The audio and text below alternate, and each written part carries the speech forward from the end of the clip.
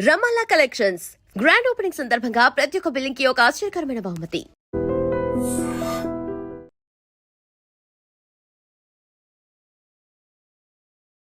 Municipal ఎన్నికల counting కొనసాగుతోంది. ఇప్పటి వరకు కూడా నేను చెప్పినట్టుగా కార్పొరేషన్ కి సంబంధించి మనం చూస్తే లీడ్ లో ఆర్ విన్నింగ్ దాంట్లో మనకు కనిపిస్తోంది. కాంగ్రెస్ పార్టీ 3 కార్పొరేషన్లో పూర్తి స్థాయిలో విజయం సాధించే దిశగా ముందుకు వెళ్తోంది.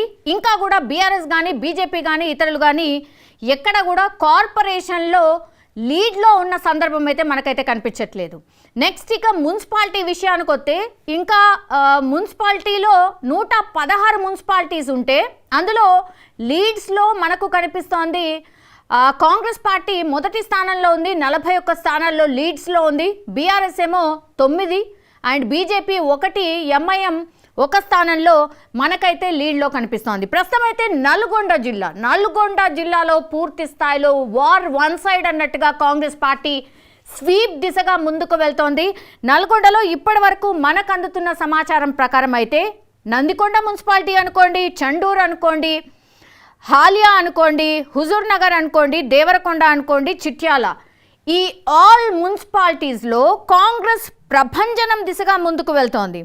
ఈ మాట ఎందుకు అంటున్నానంటే ఇప్పుడు చిట్యాలకు సంబంధించి మీరు చూడండి, చిట్యాల ఎవరెవరు గెలుపొందారు ఏంటి అన్నప్పుడు 1వ వార్డ్ ట్రాన్స్జెండర్ ఇండిపెండెంట్ అభ్యర్థి విజయం సాధించారు. అక్కడ 2వ వార్డులో బీఆర్ఎస్ అజిమ్ 270 ఓట్ల మెజార్టీ సాధించిండ్రు.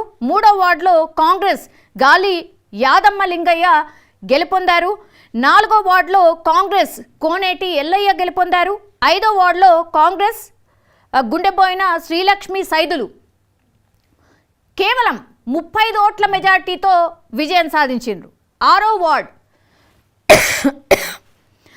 వార్డులో కాంగ్రెస్ జరిపోతుల సత్యనారాయణ విజయం సాధించారు.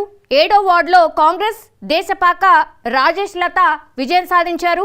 8వ వార్డులో కాంగ్రెస్ కుక్కల మోహన్ విజయం సాధించారు. 9వ వార్డులో కాంగ్రెస్ ఏర్పుల పరమేష్ విజయం సాధించారు. 10వ వార్డులో బీఆర్ఎస్ నిమ్మనగోటి శ్రీను 120 ఓట్ల మెజార్టీ దిశగా ఆయన విజయం సాధించారు. దెన్ 11వ వార్డులో కాంగ్రెస్ బొబ్బల రామ్రెడ్డి విజయం సాధించారు. 12వ వార్డులో కాంగ్రెస్ పందిరి గీతా రమేష్. మీరు ఇక్కడ చూస్తే కనుక ఒక ఇండిపెండెంట్ క్యాండిడేట్ 1వ వార్డులో విజయం సాధించిండ్రు.